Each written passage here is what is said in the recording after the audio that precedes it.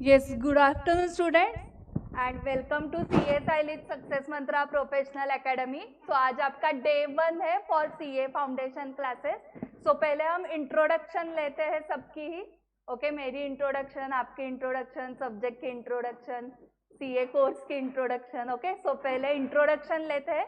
So I am CA Saili Limaye. I am founder of this academy and I teach account subject for 11-12 CA foundation and intermediate level. And our academy started in 2017. We started with the test series for all 3 levels, foundation, inter, final. Then we started with coaching for foundation as well as 11th and 12th and for CA intermediate. So total there are 18 all India rankers from our academy till now, and there are more than 1400 chartered accountants from our academy, and I have done counseling to more than 13,000 CA students at different levels. So I am going to teach account subject of CA foundation, and class हम कैसे, class में क्या क्या होने वाला है वो पहले आपको बताती हूँ. ओके, देन आपकी इंट्रोडक्शन दो, देन सब्जेक्ट की इंट्रोडक्शन होगी.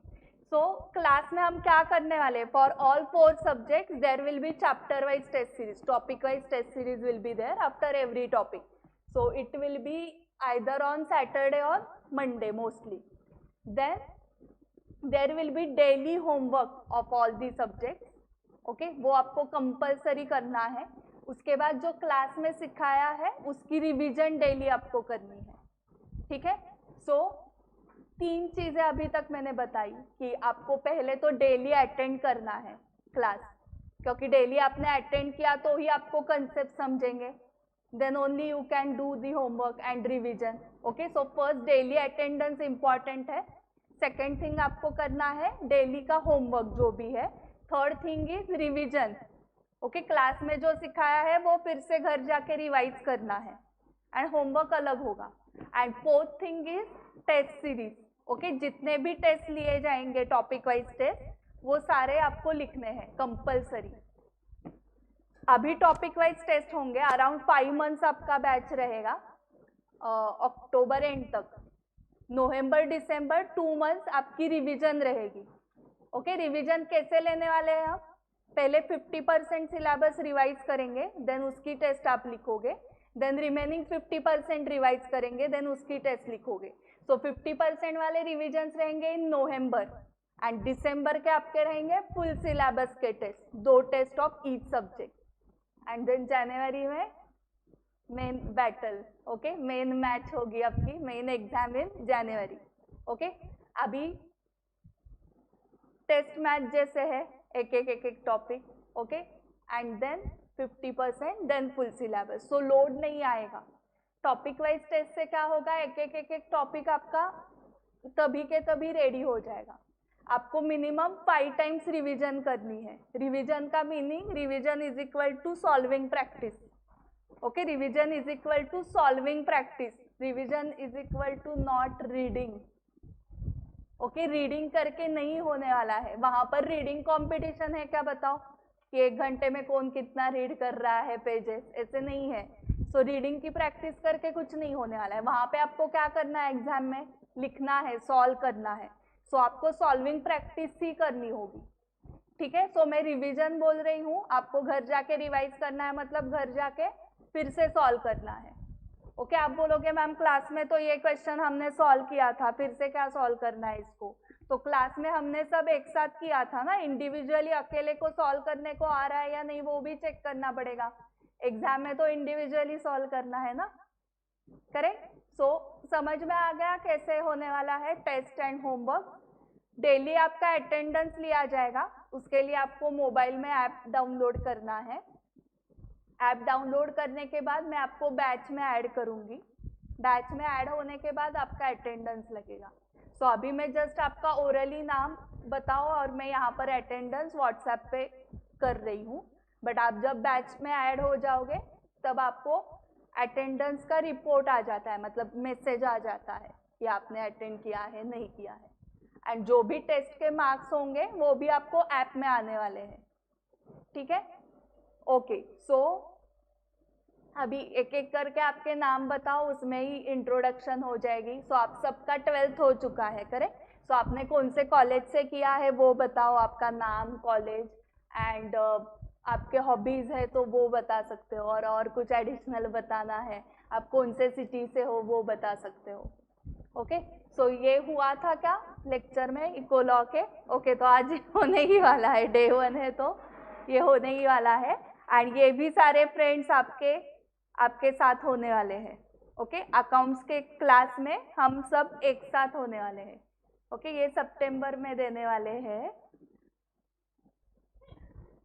या जैन में देने वाले हैं, पता नहीं है। ओके, यस, तो यस स्टार्ट करते हैं। Okay, yes,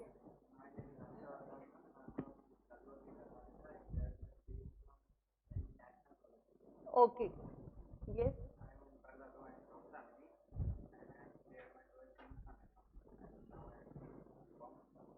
in Sangli only. Okay.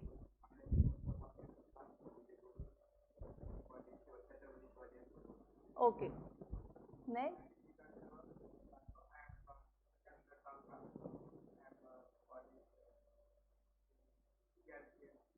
Okay, and you are continuing with same college for FY BCom? Okay, Saraswati, you have already taken admission, correct? Okay, yes? Okay, and for FY BCom? Saint Vincent, हाँ, yes, you told in the morning. Okay. Okay, so अभी online students जो है, आप chat box में बताओ आपका नाम, city and college, फटाफट लिखो चैट बॉक्स में, तब तक मैं ऑफलाइन स्टूडेंट्स का अटेंडेंस ले रही हूँ। ओके, अभी कुछ क्वेश्चंस मैं पूछने वाली हूँ आपको, सो उससे मुझे पता चलेगा कि आपको क्या क्या ऑलरेडी पता है।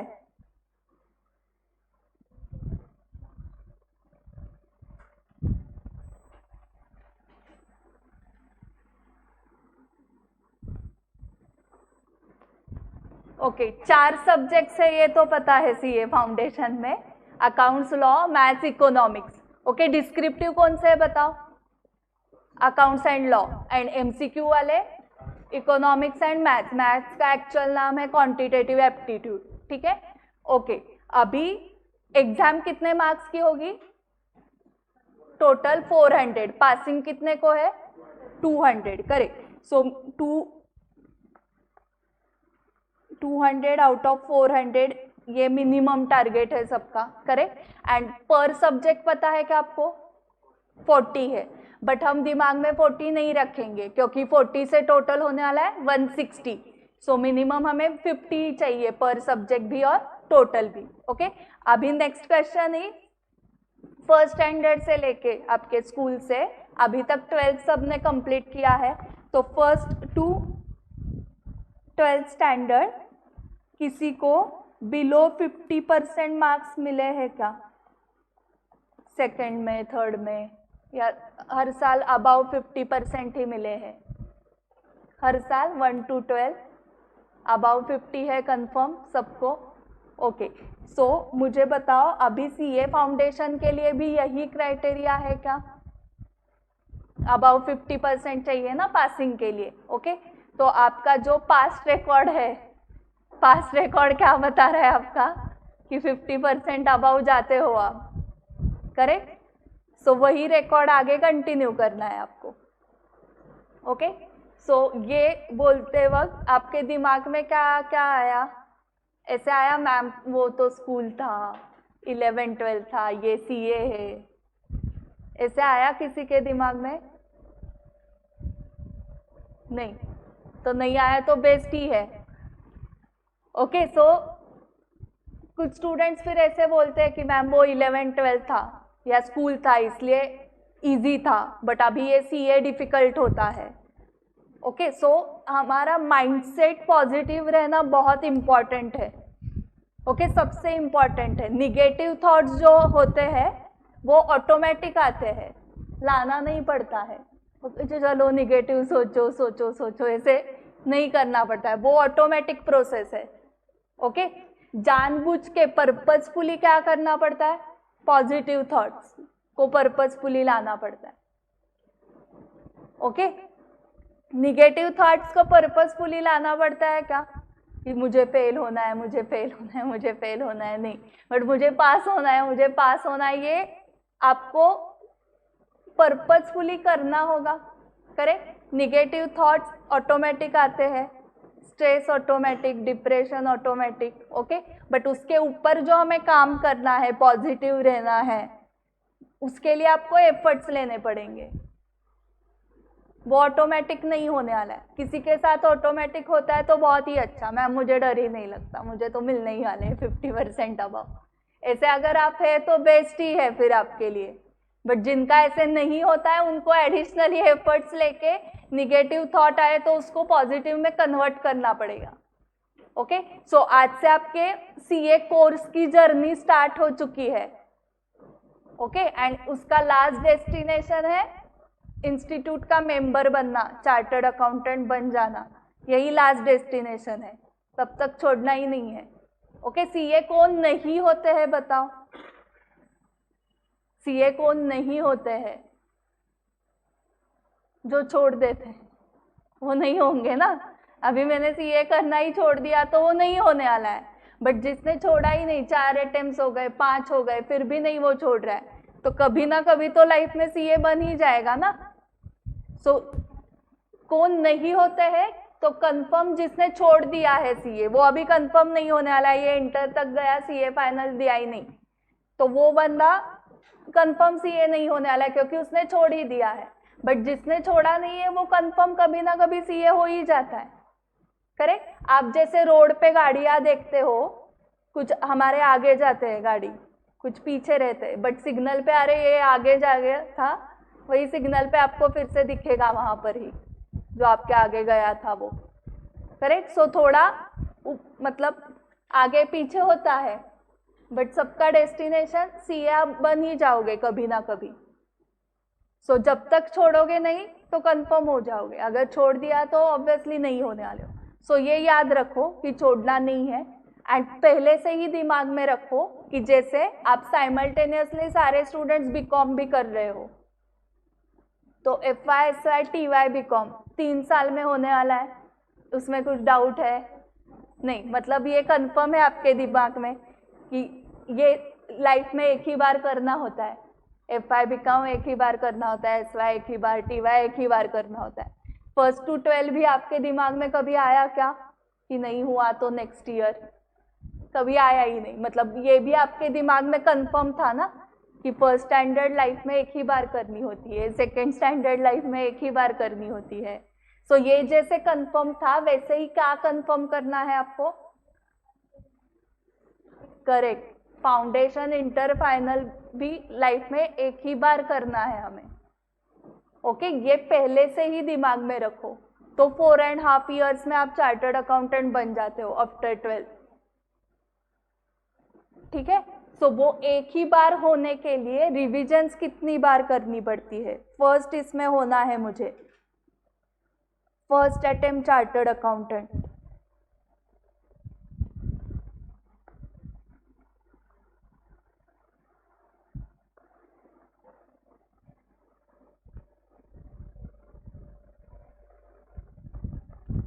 एक सब्जेक्ट रह गया, कौन सा, उसको अलग क्यों लिया है, वो स्पेशल है, इसकी 5 times सॉल्विंग प्रैक्टिस करनी है, आपको लिखना है तो लिख के रख सकते हो ये।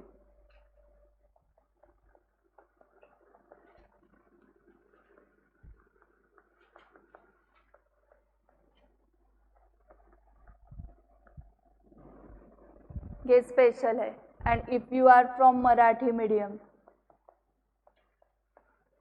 As per teacher Soham Bansal Marathi medium के लिए उसने 20 times बताया।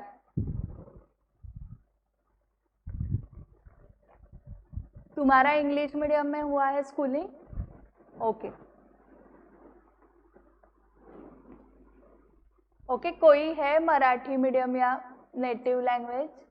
Marathi medium 1 to 10। सो तुम्हारे लिए ये एप्लीकेबल है। ओके सो क्योंकि आपने अभी मीडियम चेंज कर दिया ना, आप मराठी से इंग्लिश में शिफ्ट हो रहे हो, तो ऑब्वियसली कुछ एडिशनल एफर्ट्स लेने ही पड़ेंगे ना। तो ये पहले तो तैयारी कर लो मन की कि हमें एडिशनल एफर्ट्स लेने पड़ेंगे क्योंकि हमने मीडियम शिफ्ट किया है। ओके सो आपने वो मन की तैयारी नहीं की तो आपको फिर डिफिकल्ट लगेगा, बट आप एडिशनल एफर्ट्स लेने के लिए रेडी हो तो डिफिकल्ट नहीं लगेगा, क्योंकि कभी ना कभी तो इंग्लिश मीडियम में शिफ्ट होना ही पड़ेगा। 2 मीडियम है सीए के एग्जाम्स के लिए। कौन से 2 है? Hindi and English. तो कौन सा बेटर है? हिंदी तो और ही डिफिकल्ट है। ओके सो उससे बेटर इंग्लिश के वर्ड्स इजी है, तो हमें ये शिफ्ट होना इंग्लिश में, ये कंफर्म है। तो उसके लिए एडिशनल एफर्ट्स ही लेने पड़ेंगे, वही एक ऑप्शन है हमारे पास। हमने नहीं लिए तो ऑब्वियसली वो डिफिकल्ट लगने वाला है। ठीक है सो ये दिमाग में रखो, 5 टाइम सॉल्विंग प्रैक्टिस आपको करनी पड़ेगी, तो आप फर्स्ट अटेम्प्ट में सीए हो जाओगे। सो ये जैसे मैंने फाउंडेशन लेवल का बताया, वैसे ही इंटर एंड फाइनल लेवल पे भी याद रखो 5 टाइम्स वाला फॉर्मूला। ओके जो भी सिलेबस है वो 5 टाइम्स हमें करना है। एंड जहाँ पर भी थेरी होती है, जैसे फाउंडेशन लेवल पे लॉ में थेरी है क्योंकि आपको डिस्क्रिप्टिव लिखना है। आपने 11th-12th में इकोनॉमिक्स ओसीएम लिखा होगा ना, सेक्रेटरियल प्रैक्टिस, वैसे ही लिखना है आपको लॉ में। ठीक है सो उसके लिए ज़्यादा प्रैक्टिस करनी होगी। आपने वेबसाइट देखी है सीए इंस्टीट्यूट की? आज देखी क्या?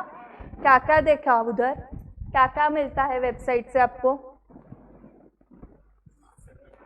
RTP, MTP, book, study material,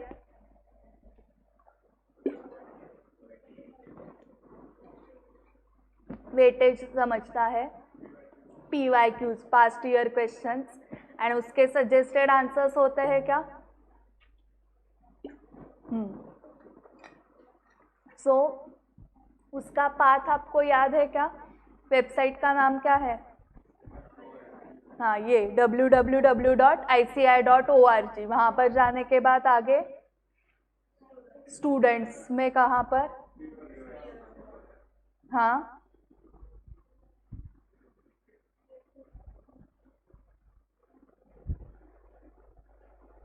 study material, foundation, English medium, applicable for May 25। अभी मैं अकाउंट्स पढ़ाती हूँ तो मैं अकाउंट्स का ओपन करके दिखा रही हूँ। सो अकाउंट्स एक ही सब्जेक्ट है जिसमें 2 मॉड्यूल्स है, बाकी सभी सब्जेक्ट के लिए एक ही मॉड्यूल है। ओके सो फर्स्ट मॉड्यूल में 7 टॉपिक्स है आपको। फर्स्ट इज थेरोटिकल फ्रेमवर्क, उसमें थेरी होगी पूरी। चैप्टर के अंदर 7 यूनिट्स है।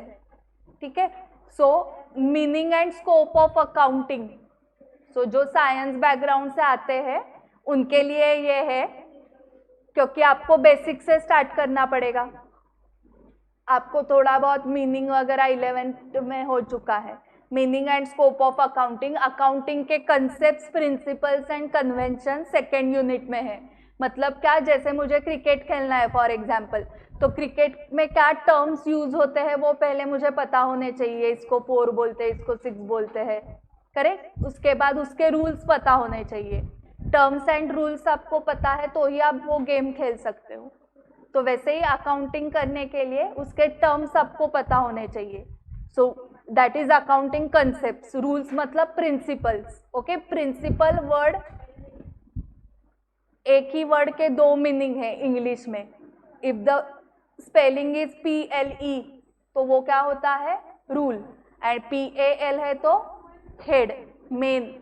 ओके प्रिंसिपल स्कूल कॉलेज का जो होता है वो PAL होता है। Accounting concept, principles and conventions. Conventions मतलब प्रैक्टिसेस जो पुराने जमाने से आ रहे हैं, उसको बोलते हैं कन्वेंशंस। तो अकाउंटिंग में क्या क्या कंसेप्ट, प्रिंसिपल्स एंड कन्वेंशंस है। उसके बाद एक्सपेंडिचर एंड इनकम या रिसीट्स को उन्होंने 2 इसमें डिवाइड किया है, कैपिटल एंड रेवेन्यू। तो वो बाइफरकेट कैसे करते हैं उसके बाद एसेट्स लायबिलिटीज तो आपको पता है, but what is contingent asset and what is contingent liability वो यहाँ पर सीखने वाले हैं। अकाउंटिंग पॉलिसी, ओके, जैसे फॉर एग्जाम्पल अगर हमने अमेजोन से कुछ ऑर्डर किया तो वहाँ पर 7 days रिटर्न पॉलिसी होती है, ओके, तो वो उनकी पॉलिसी है उनके ऑर्गेनाइजेशन की कि आपको अगर रिटर्न करना है तो कितने दिन में कर सकते हो, 7 days में, ओके। कुछ ऐसे ऑर्गेनाइजेशन होते हैं कि नॉन रिटर्नेबल पॉलिसी, एक बार आपने खरीद लिया तो आप रिटर्न नहीं कर सकते हो, तो ये उनकी पॉलिसी है, ओके। तो ये बिजनेस करते वक्त के पॉलिसीज हुए विद द कस्टमर्स। अकाउंटिंग करते वक्त भी कुछ पॉलिसी फॉलो करते हैं ऑर्गेनाइजेशन, उसको अकाउंटिंग पॉलिसीज बोलते हैं, तो वो भी हम देखने वाले हैं। Then accounting as a measurement discipline, valuation principles and accounting estimates. So accounting करते वक्त कुछ एस्टिमेट्स करने पड़ते हैं। सो जैसे इलेक्ट्रॉनिक आइटम्स खरीदते वक्त, मोबाइल खरीदा आपने तो आप एक एस्टिमेट करते हो कि 2 साल में ये अच्छे से यूज करूंगा, ओके, सो ये एस्टिमेट हुआ। वैसे ही अकाउंटिंग करते वक्त कुछ एस्टिमेट्स करने होते हैं। जो कॉमर्स बैकग्राउंड के हैं उनको एक एग्जाम्पल समझ में आ जाएगा कि फॉर एग्जाम्पल बिल्डिंग एसेट है, तो हम एस्टिमेट करते हैं कि ये बिल्डिंग की यूजफुल लाइफ जो है वो 20 years है, मतलब ये बिल्डिंग हम 20 साल के लिए यूज कर सकते हैं, ये एस्टिमेट किया हमने। और फिर उस एस्टिमेट के बेसिस पे हम क्या करते हैं, 20 years के लिए डेप्रिसिएशन चार्ज करते हैं, ओके। सो ये अकाउंटिंग में एस्टिमेट्स ऐसे कुछ करने पड़ते हैं while doing the accounting. And valuation principles, valuation के रूल्स, जैसे आज का टॉपिक जो हम सीखने वाले हैं इन्वेंट्री नाम का टॉपिक है, जो आपको 11th-12th में नहीं था, ओके। इन्वेंट्री वर्ड का मीनिंग है स्टॉक, ओके। ये जो टॉपिक हम सीखने वाले हैं वो 11th-12th में नहीं था एंड उसको अकाउंट्स का नॉलेज नहीं लगता है, ओके। सो इसलिए सारे स्टूडेंट्स तुम्हारे बराबर ही रहने वाले हैं आज के टॉपिक के लिए। उसमें एक रूल है, कॉमर्स के स्टूडेंट्स को पता होगा वो रूल, कॉस्ट और market price whichever is lower पे हम स्टॉक रिकॉर्ड करते हैं, करेक्ट। तो ये क्या हुआ, रूल हुआ वैल्यूएशन का, कि स्टॉक आप कौन से वैल्यू पे रिकॉर्ड करने वाले हो, कॉस्ट पे रिकॉर्ड करने वाले हो या मार्केट प्राइस पे। सो ये वैल्यूएशन का प्रिंसिपल हुआ। तो ऐसे वैल्यूएशन के और क्या क्या प्रिंसिपल्स है वो इसमें है। एंड अकाउंटिंग स्टैंडर्ड्स, सो जैसे गाड़ी चलाते वक्त आपको ट्रैफिक के रूल्स फॉलो करने पड़ते हैं, वैसे अकाउंटिंग करते वक्त कुछ रूल्स फॉलो करने पड़ते हैं, तो उसको अकाउंटिंग स्टैंडर्ड्स बोलते हैं। एंड IFRS जो है, international financial reporting standards, IFRS जो है वो इंटरनेशनल लेवल पे रूल्स बनाए हुए हैं अकाउंटिंग के। सो किसी ने भी अकाउंटिंग किया तो भी वो सेम होगा, ओके। नहीं तो मेरा अकाउंटिंग कुछ अलग चल रहा है, ओंकार का अलग चल रहा है, ओके। रूल ही नहीं है तो कुछ अलग ही हो जाएगा ना। फॉर एग्जाम्पल सिग्नल पे रेड लगा तो सभी रुकते, ग्रीन आया तो सभी आगे जाते, ओके। तो ये रूल सेम है ना, नहीं तो रेड आया तो एक आगे जा रहा है, कोई रुक रहा है, कुछ ये है ही नहीं रूल, तो प्रॉब्लम हो जाएगा, there will not be any discipline, okay. So accounts में भी ऐसे रूल्स होने चाहिए, नहीं तो ओंकार ने अकाउंटिंग किया तो प्रॉफिट आया, उसी को अथर्व ने रिकॉर्ड किया तो लॉस आया, तो फिर बिजनेसमैन को समझेगा ही नहीं कौन से अकाउंटेंट के पास जाना है। कौन से भी अकाउंटेंट के पास गया तो भी सेम ही अमाउंट आनी चाहिए प्रॉफिट की या लॉस की। सो उसके लिए ये अकाउंटिंग स्टैंडर्ड्स फॉलो करने पड़ते हैं अकाउंटेंट को। तो ये सारी पूरी थ्योरी है जिसका वेटेज पूरे चैप्टर 1 का वेटेज ही 4 मार्क्स है सिर्फ, ओके। ये नॉलेज के लिए है।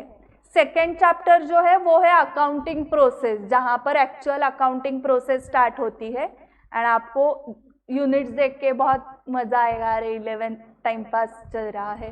First unit is journal entries, second is ledger, third trial balance, fourth is subsidiary books. Subsidiary books के कुछ एग्जाम्पल्स बता सकते हो?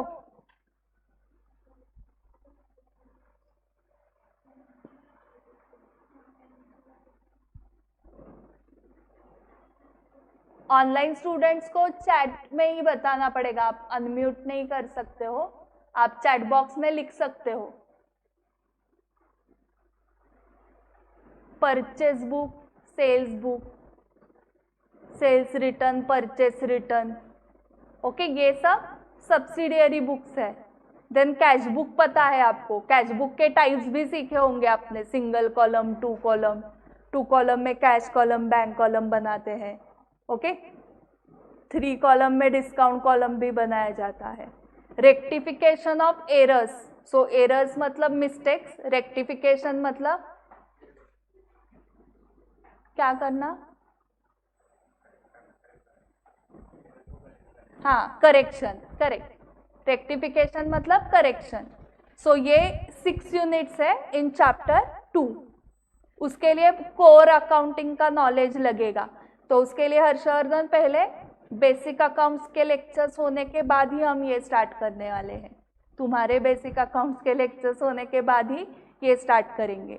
Third is bank reconciliation statement, passbook and cash book को कंपेयर करके जो डिफरेंस आ रहा है उसके लिए स्टेटमेंट बनाया जाता है। इन्वेंट्रीज 4th नंबर का टॉपिक आज हम सीखने वाले हैं। इन्वेंट्रीज वर्ड का मीनिंग है स्टॉक। डेप्रीसिएशन एंड अमोर्टाइजेशन आपको था 11th में, डेप्रीसिएशन टॉपिक। सो टैंजिबल एसेट्स के लिए डेप्रीसिएशन होता है, इंटैंजिबल एसेट्स के लिए अमोर्टाइजेशन होता है, ओके। इंटैंजिबल एसेट्स का आपको नहीं था 11th में। Amortisation is for intangible assets. Intangible assets के एग्जाम्पल्स दे सकते हो क्या?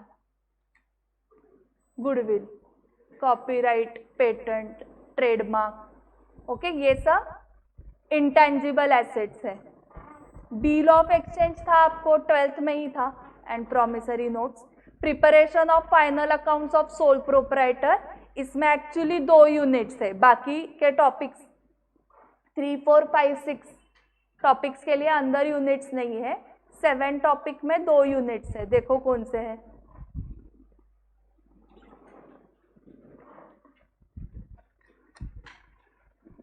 Final accounts of non manufacturing entities.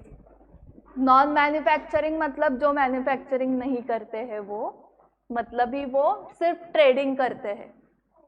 So final accounts of trading entities बोलना है उनको, जो आपने 11th में सीखा है। क्या क्या आता है उनके फाइनल अकाउंट्स में? कौन कौन से स्टेटमेंट्स और अकाउंट्स आते हैं? Trading account, profit and loss account and balance sheet. Trading account से क्या मिलता है आपको रिजल्ट? ग्रॉस प्रॉफिट और gross loss. Profit and loss account से क्या मिलता है? नेट प्रॉफिट और net loss. And balance sheet से position of assets and liabilities, correct. और एडिशनल हमें सीखना है final accounts of manufacturing entities. ये 11th में नहीं था, 11th में यूनिट 1 था, करेक्ट। इसमें एडिशन क्या होने वाला है? एक ही अकाउंट ऐड होने वाला है, कौन सा? Manufacturing account, then trading account आएगा, then profit and loss account and then balance sheet, ठीक है। सो ये हो गया मॉड्यूल 1, 7 टॉपिक्स हो गए, 7 टॉपिक्स। मॉड्यूल 2 में 8, 9, 10, 11, सो टोटल 11 टॉपिक्स है आपको। 8 में क्या है? Financial statements of not for profit organisations, okay. ये 12th में था topic. Not for profit organisations मतलब NGOs, करेक्ट। स्कूल कॉलेजेस जो गवर्नमेंट के हैं, गवर्नमेंट हॉस्पिटल्स है, या charitable trust, orphanage, old age homes, तो ये सब क्या है? Not for profit organisation. So इनका मेन मोटिव है to provide services to the public और टू द मेंबर्स। सो आपका जो स्पोर्ट्स क्लब वगैरह होते हैं वो भी नॉट फॉर प्रॉफिट ऑर्गेनाइजेशन है, Lions club, rotary club, okay. ये उसके बाद accounts from incomplete records. Single entry नाम का टॉपिक था आपको 11th में, हाँ। मतलब क्या कि कुछ बिजनेसमैन, छोटे छोटे ग्रोसरी शॉप वगैरह, छोटे दुकानदार, वो प्रॉपर अकाउंट्स मेंटेन नहीं करते हैं, ओके वो कुछ सिर्फ लिख देंगे ऐसे। ग्रोसरी शॉप वालों को इमेजिन करो, किसी को पैसे देने हैं तो वो उनके नाम लिख के रखेंगे सिर्फ कि XYZ सप्लायर को 10,000 देना बाकी है, इसको 2,000 देना बाकी है। एंड जिन कस्टमर से रिसीवेबल्स है उनके भी नाम लिख के रखते हैं वो। तो ऐसा आधा अधूरा रिकॉर्ड रहता है उनके पास, इसलिए वो इनकम्प्लीट रिकॉर्ड्स है और उससे हमें प्रॉपर अकाउंट्स प्रिपेयर करना है। उनको बिजनेस का नॉलेज है बट उनको अकाउंटिंग का नॉलेज नहीं है। मतलब उन्होंने जो रिकॉर्ड किया उसको क्रेडिटर्स बोलते हैं, डेटर्स बोलते हैं, ये भी नहीं पता है उनको। सिर्फ उन्होंने प्रैक्टिकल नॉलेज से ये किया हुआ है कि जिनसे पैसे आना बाकी है उनका नाम और नंबर लिखना है और अमाउंट कितनी आना बाकी है, और जिनको पेएबल है उनका नाम एंड अमाउंट लिखना है। ये प्रैक्टिकल नॉलेज से आप भी लिखोगे ना, करेक्ट? तो उन्होंने उससे वो रिकॉर्ड मेंटेन किया हुआ है। प्रॉपर अकाउंट्स का उनके पास नॉलेज नहीं है, तो ऐसे आधे अधूरे रिकॉर्ड से हमें वो अकाउंट्स कंप्लीट करने हैं। उसके बाद है पार्टनरशिप, इसमें यूनिट्स है। पार्टनरशिप आपको था ना 12th में। सो पहले इंट्रोडक्शन होगी पार्टनरशिप की, then treatment of goodwill, admission, retirement, death and dissolution of partnership. था क्या आपको 12th में? था। उसमें आप रियलाइजेशन अकाउंट प्रिपेयर करते थे, सारे एसेट्स लायबिलिटीज ट्रांसफर कर देते थे। ओके, सो मतलब ये पूरा ही टॉपिक आपको था पार्टनरशिप का। एनपीओ भी पूरा था, अकाउंट्स फ्रॉम इनकम्प्लीट रिकॉर्ड्स भी था। मतलब 8, 9, 10 थे आपको 11, 12 में। कंपनी अकाउंट्स में इशू ऑफ शेयर्स था ना। हाँ, सो कंपनी अकाउंट्स में जो फर्स्ट 2 यूनिट्स है वो आपको थे, बाकी का आपके लिए नया है। पहले इंट्रोडक्शन टू कंपनी अकाउंट्स है, उसमें थेरी है, वो आपकी एक्चुअली लॉ में भी होने वाली है। सेम थेरी यहाँ पर रिपीट है, कंपनीज एक्ट है ना, क्योंकि आपको लॉ में issue forfeiture and re issue of shares ये था ना आपको। इशू ऑफ डिबेंचर्स था क्या? नहीं था। और इशू ऑफ शेयर्स में इशू एंड फॉरफीचर था, री इशू था क्या?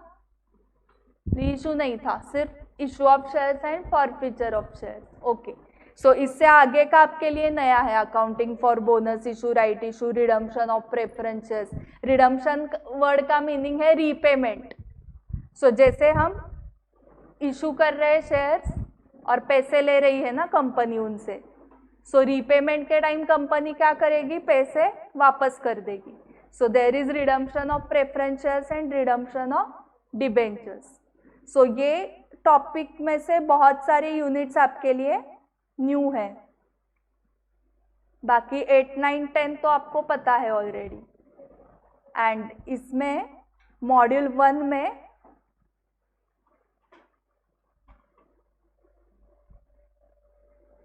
सिर्फ इन्वेंट्रीज नया है। So most of the syllabus 80 to 90% syllabus 11, 12 का ही है आपको अकाउंट्स में। 2 ही टॉपिक से नए हैं, इन्वेंट्री जो आज हम सीखने वाले हैं वो, और कंपनी अकाउंट्स के कुछ यूनिट्स। ओके, सो आज हम इन्वेंट्री टॉपिक स्टार्ट कर रहे हैं। आपके पास मॉड्यूल है क्या? किसी के पास है मॉड्यूल? हाँ, सो आप शेयर कर सकते हो ना तीनों मॉड्यूल। मॉड्यूल नहीं है, मॉड्यूल 1 नाही आणलं?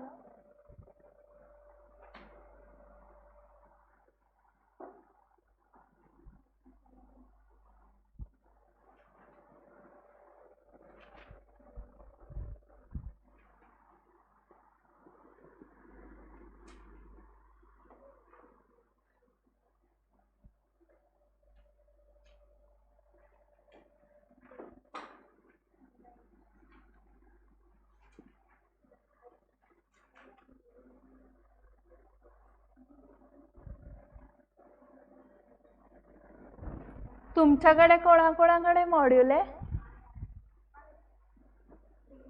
हां, मग एक जण हिला द्या आणि मागे एक लागेल ना। सो हितेश आणलंय का मॉड्यूल 1?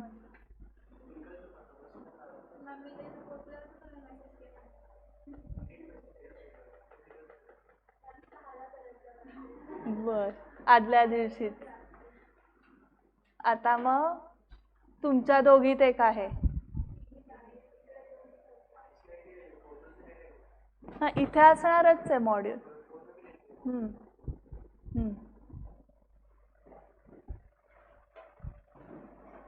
एक तिकडे त्या बेंचवर द्या फक्त एक मॉड्यूल.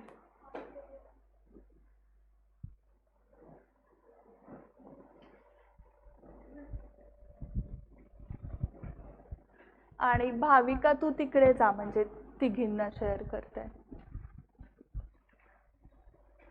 तुला चालणार है मोबाइल में, और यहाँ पर भी है स्क्रीन पे, ठीक है.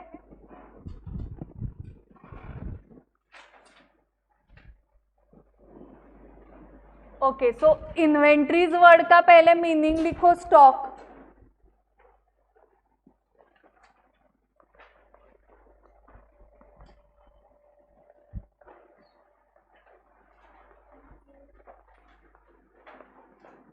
सो ये सिंगुलर है और ये प्लूरल फॉर्म है. एक वचन अनेक वचन. हाँ, सो दिस इज अनेक वचन. इन्वेंट्रीज मतलब स्टॉक.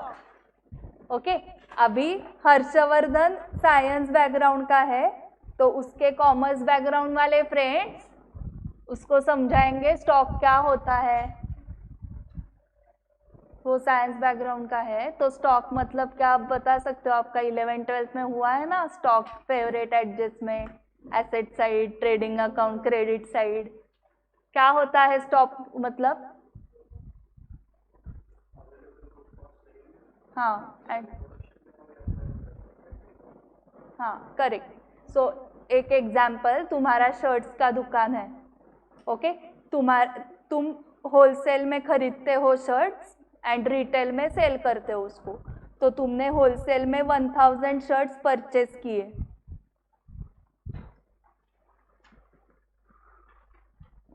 और उसमें से 800 शर्ट्स सोल्ड, सेल कर दिए. तो तुम्हारे पास कितने शर्ट्स बाकी है. 200 शर्ट्स रिमेनिंग. सो ये 200 शर्ट्स जो रिमेनिंग है वो नेक्स्ट ईयर सेल करोगे ना तुम, तो इसको ही बोलते हैं स्टॉक. ठीक है. सो ये at the end of the year तुम चेक करोगे. ईयर होता है April to March, calendar year is Jan to December, but जो फाइनेंशियल ईयर होता है वो अप्रैल टू मार्च होता है फॉर अकाउंटिंग पर्पज. ठीक है, उसको अकाउंटिंग ईयर भी बोलते हैं या फाइनेंशियल ईयर भी बोलते हैं. सो ईयर एंड को मतलब 31 मार्च को जब बैलेंस शीट बनाया जाता है, तब देखना पड़ेगा ना कि हमारे पास कितने शर्ट्स अभी बाकी है. दैट इज क्लोजिंग स्टॉक, क्योंकि वो ईयर एंड को हम कर रहे हैं. एंड यही नेक्स्ट ईयर में ओपनिंग स्टॉक बन जाएगा ना. जो लास्ट ईयर क्लोजिंग था वही नेक्स्ट ईयर का ओपनिंग हो जाता है. ठीक है.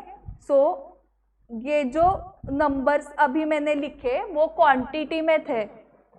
ये सब क्वांटिटी थी ना. 1000 शर्ट्स, 800 सेल किए शर्ट्स एंड 200 शर्ट्स बाकी है. अभी एक शर्ट की कॉस्ट, सेलिंग प्राइस अलग होता है, कॉस्ट अलग होती है. ओके, कॉस्ट मतलब बनाने के लिए, मैन्युफैक्चरिंग करने के लिए कितना खर्चा हुआ. एक शर्ट बनाने के लिए ₹100 कॉस्ट है. तो हर एक को 100 से मल्टीप्लाई करते जाओगे, 1000 इंटू 100, तो ये कितना हुआ 1 lakh. This is cost of purchases. Shirts purchase कितने किए 1000 क्वांटिटी हुई, बट कॉस्ट कितनी है 1 लाख. ओके, सो परचेसेस की अमाउंट कितनी हुई 1 लाख हुई. ओके, अभी मैं सबको 100 से मल्टीप्लाई करने वाली हूँ. 800 शर्ट्स सोल्ड, ये क्वांटिटी हुई. अभी 800 इंटू 100, ये कितना हुआ 80,000. तो कॉमर्स के स्टूडेंट्स बताएंगे 80,000 कॉस्ट ऑफ सेल्स है या सेल्स है?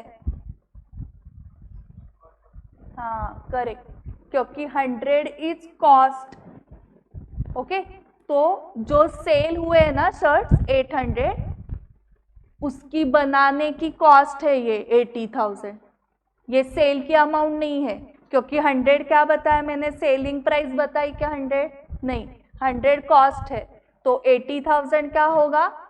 Cost of goods sold, COGS, cost of goods sold. जो गुड्स सेल किए 800 उसकी कॉस्ट। ओके, सो आइदर उसको कॉस्ट ऑफ गुड्स सोल्ड बोलते हैं या कॉस्ट ऑफ सेल्स बोलेंगे, ठीक है। एंड फिर 200 शर्ट्स इंटू 100, ये क्या हुआ? 20,000। ये कॉस्ट ऑफ स्टॉक, ये कॉस्ट हो गई। जो स्टॉक में है शर्ट्स 200, उसकी कॉस्ट है 20,000। तो स्टॉक मतलब क्या समझा? ओके, अभी बिजनेसमैन के टाइप्स देखने वाले हैं हम।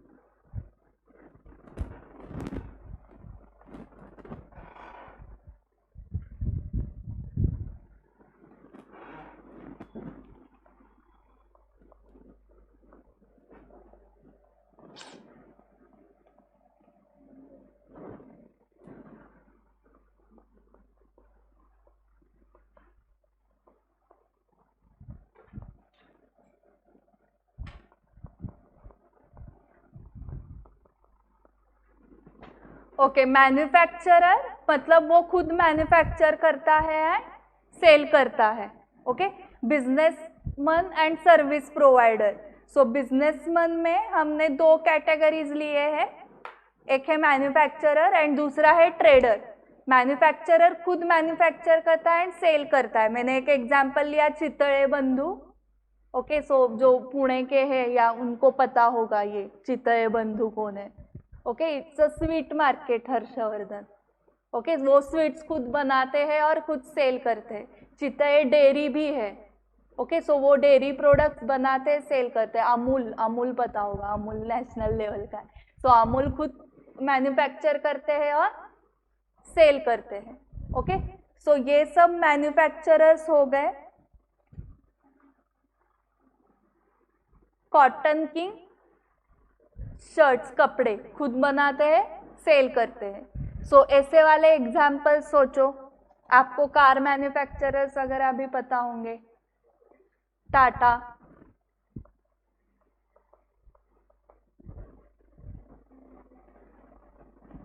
मारुति सुजुकी, मतलब सुजुकी। सो सारे ही जो ब्रांड्स पता है आपको, वो सारे मैन्युफैक्चरर्स है एंड वो डीलर्स थ्रू सेल करते हैं। ओके, और कुछ इन्होंने बताया, कार, ये इंडस्ट्री, व्हीकल इंडस्ट्री हो गई।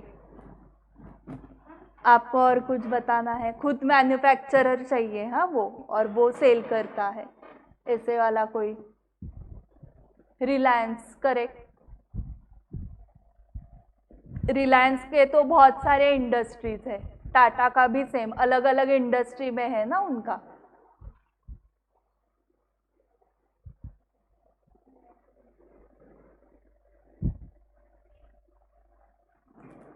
ट्रेडर में आ जाओ। मैन्युफैक्चरर समझा है आपको, ट्रेडर वाले क्या करेंगे? सिर्फ सेल करेंगे। ओके, सो एकदम सिंपल एग्जाम्पल, मेडिकल शॉप वाले, ग्रोसरी।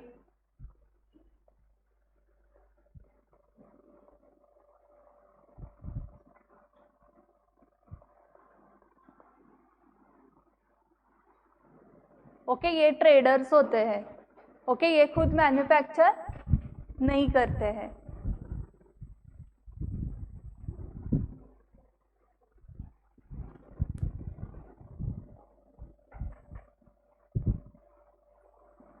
और कौन सा? अमेज़ॉन, मतलब वो ऑनलाइन प्लेटफॉर्म्स, वो एक्चुअली एज अ एजेंट काम कर रहे हैं।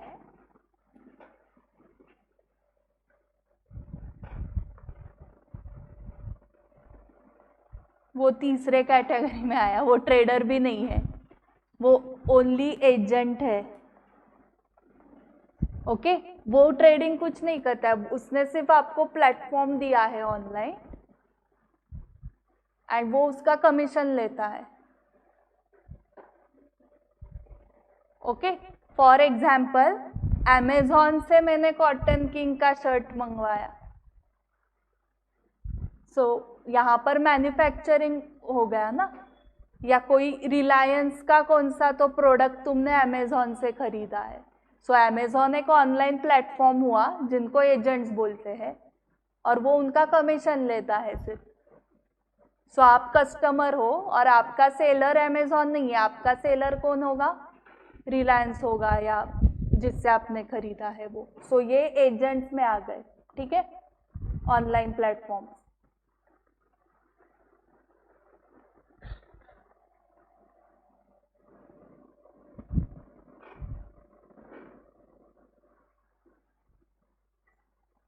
ज्वेलरी वाले लोग जनरली कौन होते हैं? ज्वेलरी वाले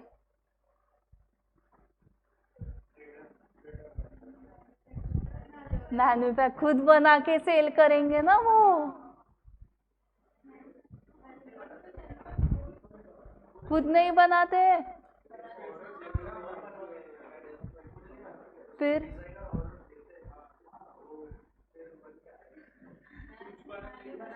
हाँ,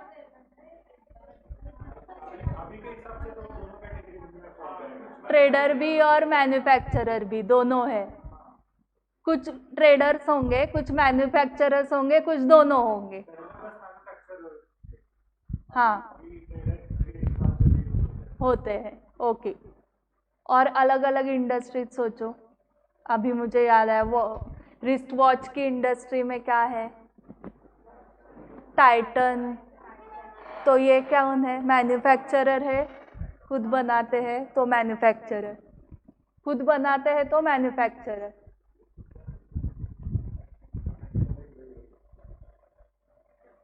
मैन्युफैक्चरर। क्लोथ इंडस्ट्री में भी सेम होगा, कुछ मैन्युफैक्चरर्स होंगे, कुछ सिर्फ ट्रेडर्स है, करेक्ट, एंड कुछ कॉम्बिनेशन में काम करते हैं। सो आपको एग्जैक्ट डिफरेंस समझा है अभी, मैन्युफैक्चरर और ट्रेडर, एंड कोई लोग दोनों हो सकते हैं, ठीक है। सो अभी हमें तीसरा एक जो है वो सर्विस प्रोवाइडर है, जिसमें हम लोग आते हैं, मतलब सीएज, लॉयर्स, डॉक्टर्स, ये सब सर्विस प्रोवाइडर वाले हैं ना, मतलब सीए, सीएस, सीएमए सभी consultants. Okay,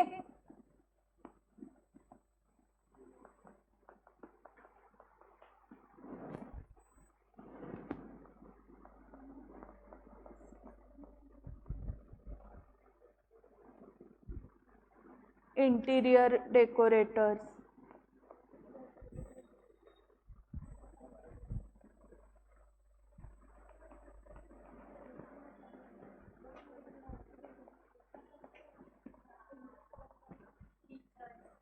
teachers, private tutors. So ये सब सर्विस प्रोवाइडर्स में आ गए। ओके, अभी इन्वेंट्री टॉपिक के लिए, स्टॉक के लिए, इनमें से किसके पास सबसे ज्यादा स्टॉक होगा और किसके पास स्टॉक होगा ही नहीं? हाँ, मैन्युफैक्चरर के पास सबसे ज्यादा स्टॉक होगा, then traders. Okay, service providers के केस में बहुत ही कम या ना के बराबर। Okay, so for example lawyers, CA, CS, उनके पास तो कुछ नहीं होगा। डॉक्टर्स कभी कभी खुद का मेडिसिन देते हैं, तो उनको मेडिसिन का स्टॉक मेंटेन करना पड़ता है। टीचर्स के पास जैसे आपके जो बुक्स, क्लास नोट्स मिलते हैं आपको, उसका स्टॉक मेंटेन करना पड़ता है। ओके, तो ऐसे थोड़ा सा कुछ तो स्टॉक हो सकता है या होगा ही नहीं, जो सिर्फ आके कंसल्टेंसी सिर्फ क्लाइंट को देनी है, उसके पास कुछ स्टॉक नहीं होने वाला है। सो आज के टॉपिक में मेनली ये दो ही लोग रहेंगे, मैन्युफैक्चरर्स एंड ट्रेडर्स। अभी मैन्युफैक्चरर जो है वो रॉ मटेरियल परचेस करेगा, मतलब अगर शर्ट का एग्जाम्पल लिया जाए और आप कॉटन के शर्ट्स बना रहे हो तो आप क्या खरीदोगे? कॉटन खरीदोगे। So this is a raw material cotton, okay. फिर आप उसके ऊपर प्रोसेस करके क्या बनाओगे? शर्ट, ठीक है। एंड जो ट्रेडर है, शर्ट्स का ही ट्रेडर, उसके पास एक ही प्रोडक्ट होगा, शर्ट्स। वो डायरेक्ट शर्ट परचेस करने वाला है एंड शर्ट्स ही सेल करने वाला है, ओके। बीच में उसके ऊपर कुछ काम नहीं करने वाला है, प्रोसेसिंग कुछ नहीं है। एंड मैन्युफैक्चरर प्रोसेसिंग करके आगे सेल करने वाला है, ओके। सो इसके पास तीन तो मेन है, एक है रॉ मटेरियल, दूसरा है वर्क इन प्रोग्रेस। ये आपने कहाँ पर वर्ड देखा होगा? काम चालू है रोड का, रोड का काम चालू है तो वर्क इन प्रोग्रेस लिखा रहता है ना, मतलब काम चालू है। वैसे ही कुछ शर्ट्स हम बना रहे हैं और आज 31 मार्च आ गया और हमारा शर्ट आधा अधूरा बना हुआ है, अनफिनिश्ड है वो, ओके। तो उसको बोलते हैं वर्क इन प्रोग्रेस। उसका और एक नाम है अनफिनिश्ड गुड्स, ओके। अभी गुड्स का मीनिंग उसको पता नहीं होगा, इसलिए मैं प्रोडक्ट्स वर्ड लिख रही हूँ, गुड्स का मीनिंग समझाती हूँ बाद में।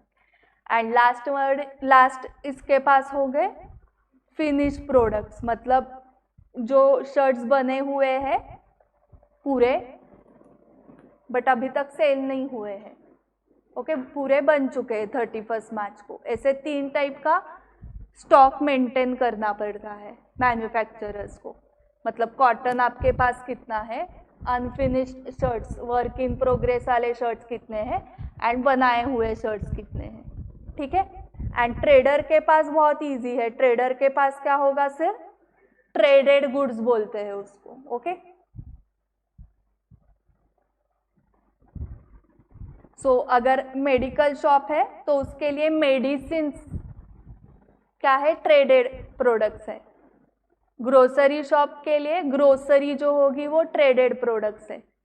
शर्ट्स के केस में शर्ट्स, ओके। सो अभी गुड्स का मीनिंग हर्षवर्धन को बताती हूँ।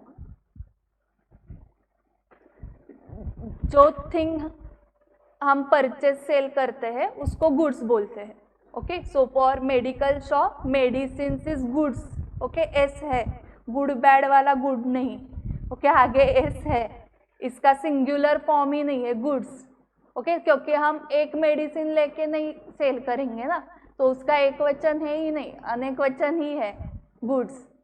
सो गुड्स मतलब things in which you are doing the business. Jewellery वालों के लिए ज्वेलरी है, मेडिकल के लिए मेडिसिन, ग्रोसरी वालों के लिए ग्रोसरी, तो वो हो गए गुड्स। सो इसलिए गुड्स ही वर्ड यूज किया जाता है, प्रोडक्ट्स वर्ड यूज नहीं किया जाता है। सो अनफिनिश्ड गुड्स, हमारे केस में गुड्स क्या है? Shirts. And finished goods and traded goods, ठीक है। सो अभी हम टॉपिक के ऊपर आते हैं। पहले तो हमें मीनिंग अंडरस्टैंड करना है। Understand the meaning of the term inventory, मतलब स्टॉक, मतलब जो बचा हुआ है, जो सेल नहीं हुआ है वो। Then learn the technique of specific identification method, FIFO, average price, weighted average price, adjusted selling price methods of inventory valuation. So ये स्टॉक वैल्यू करना है हमें, तो उसके अलग अलग मेथड सीखने हैं हमें, ओके। फीफो वर्ड का फुल फॉर्म क्या है? हाँ, first in first out, okay. मतलब जो पहले परचेस किया आपने वो पहले सेल करो, ओके। जैसे मैंने 1000 शर्ट्स परचेस किए थे और उसमें से 800 सेल किए एंड 200 बाकी है, ओके।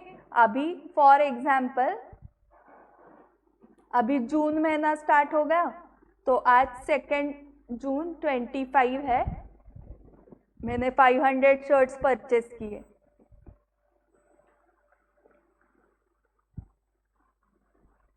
2 दिन के बाद और 500 शर्ट्स, 500 शर्ट्स परचेज। अभी 5 जून को सेल हुआ, 200 shirts sold. So as a businessman या as a normal human being common sense लगाओ कि ये जो 200 शर्ट्स आप सेल करोगे वो किस में से सेल करोगे? 2 जून को जो परचेस किए हैं उसमें से सेल करोगे या लेटेस्ट वाले सेल करोगे? 2 जून वाले ना, पुराने वाले पहले सेल कर दोगे। सो फर्स्ट इन मतलब first purchased is first out, मतलब फर्स्ट सोल्ड।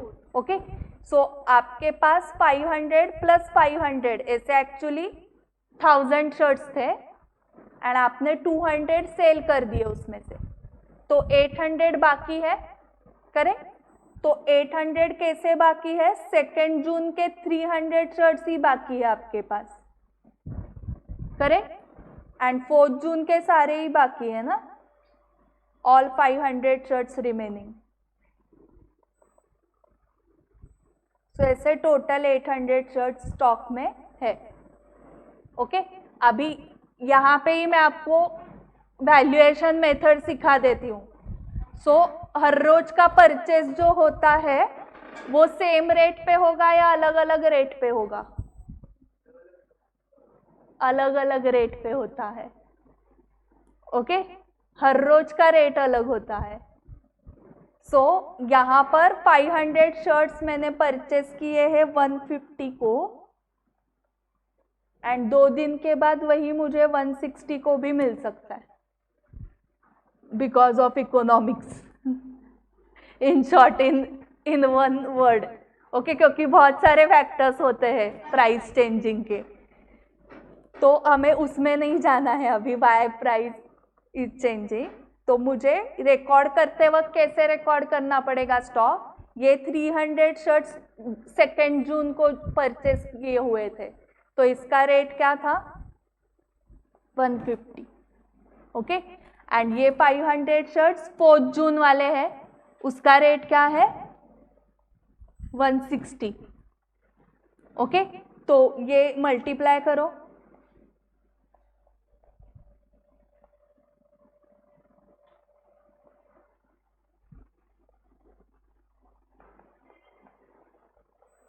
$1,25,000 कॉस्ट हो गई 800 शर्ट्स की। ओके, ये मैंने फीफो मेथड से वैल्यूएशन किया, फर्स्ट इन फर्स्ट आउट। सो जो लेटेस्ट वाले हैं वो स्टॉक में है। So first in first out से कैसे वैल्यूएशन करना है समझा आपको? तो ये क्वांटिटी एंड रेट्स क्वेश्चन में दिए जाएंगे। सो हमें सिर्फ क्या करना है? मल्टीप्लिकेशन। ठीक है? सो इसलिए हर्षवर्धन अकाउंट्स का नॉलेज नहीं लगता है इसमें। सो ये एक मेथड बताई मैंने फीफो, ऐसे बहुत सारे मेथड्स हमें सीखने हैं वैल्यूएशन के। उसके बाद understand the methods of inventory record keeping and comprehend the intricacies relating to inventory taking. Okay, इसके मीनिंग्स लिखो पहले। Understand the methods of inventory record keeping, उधर ही लिख दो जिनके पास बुक्स है ना।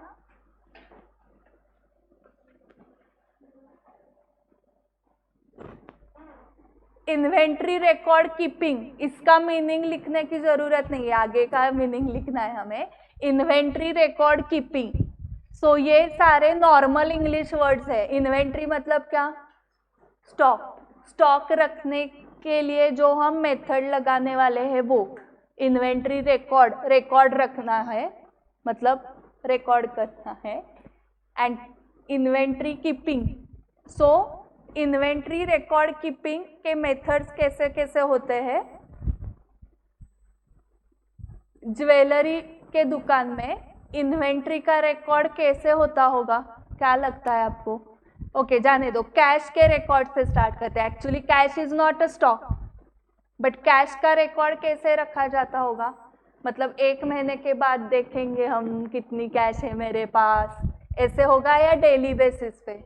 Daily basis. सो आप जब आपका दुकान बंद करोगे तब आप काउंट करोगे ना कितनी कैश है आपके पास, एंड आपके रिकॉर्ड में कैश दिखा रहे हैं वो, और आपकी फिजिकल कैश टैली होनी चाहिए। वो अगर नहीं हुई तो क्यों नहीं हो रही है, इसके लिए आप बैठोगे वहाँ पर और सर्च करोगे, रीजन ढूंढोगे। ओके, सो यहाँ पर आपने बताया डेली बेसिस।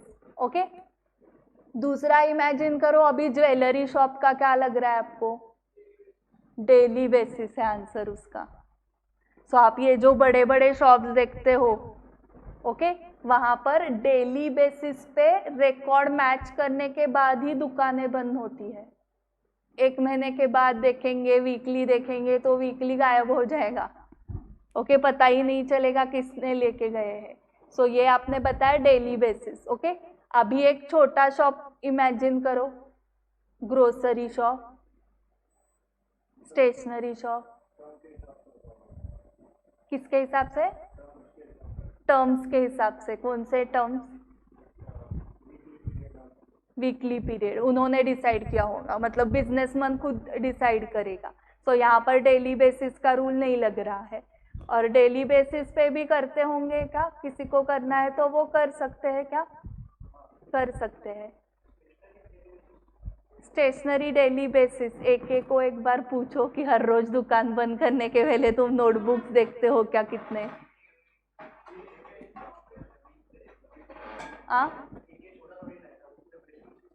हाँ, सो वो हर रोज काउंट करता होगा, वीकली करता होगा। ओके, ये हम अंदाजा लगा रहे हैं, हाँ, हमें एग्जैक्ट पता नहीं है, अंदाजा लगा रहे हैं। यही तो मेथड है, क्योंकि ये जो आप आंसर्स दे रहे हो ना, daily basis, weekly basis, monthly basis, इसको ही मेथड बोलते हैं। ओके, सो इसमें रिकॉर्ड कीपिंग के 2 मेथड्स है। ओके, उसके 2 सिस्टम है, एक है perpetual system and second is periodical system. So perpetual word का मीनिंग है कंटिन्यूअस बेसिस पे, आगे हम लिखने वाले, अभी लिखने की जरूरत नहीं है। परपेचुअल वर्ड का मीनिंग है कंटिन्यूअस। सो कंटिन्यूअस बेसिस पे रिकॉर्ड रखना है परपेचुअल सिस्टम, एंड पीरियोडिकल मतलब आप जो बता रहे हो कि वीकली, मंथली, वो पीरियोडिकल सिस्टम है। सो कुछ बिजनेसमैन क्या करेंगे? पीरियोडिकल सिस्टम लगाते हैं, कुछ बिजनेसमैन परपेचुअल सिस्टम लगाते हैं। ठीक है, परपेचुअल मतलब कंटिन्यूअस बेसिस पे आपको स्टॉक कीपिंग का रिकॉर्ड रखना है। अभी ये मेथड्स हमें सीखने हैं। ऊपर के मेथड्स और ये मेथड्स में डिफरेंस समझा? ओके, ऊपर के मेथड्स हम वैल्यूएशन के मेथड्स है, वो weighted average, simple average, FIFO, ये वो। एंड नीचे के मेथड्स जो है वो इन्वेंट्री का कब देखना है वो वाले है। आपको डेली देखना है, मंथली देखना है, वीकली देखना है, या कंटिन्यूअस बेसिस पे देखना है, वो मेथड सीखने वाले हैं। एंड कॉम्प्रीहेंड वर्ड का मीनिंग क्या है? Understand, to understand, to comprehend मतलब टू अंडरस्टैंड। इंट्रिकसीज मतलब difficulties relating to inventory taking. Understand the difficulties relating to inventory taking. Inventory taking मतलब physical counting of inventory.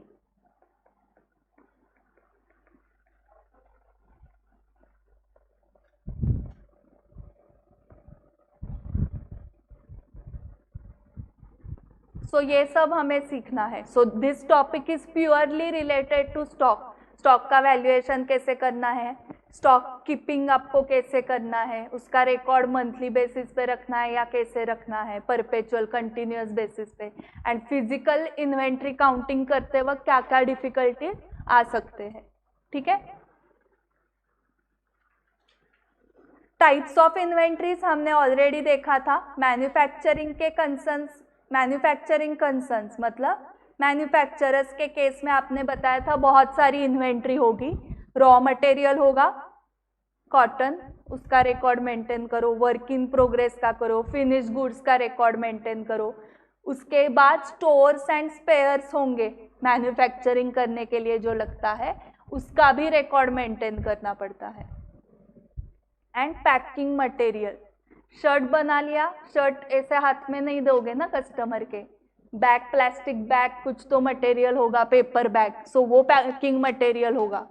तो आपके पास 1000 शर्ट्स है तो 1000 पेपर बैग्स भी रेडी चाहिए ना सेलिंग के लिए।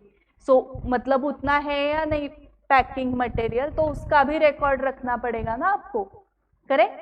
सो ये सब मैन्युफैक्चरिंग के केस में आ गया। एंड ट्रेडर के केस में ट्रेडेड गुड्स, पैकिंग मटेरियल इसके केस में भी आएगा एक्चुअली, ट्रेडर के केस में।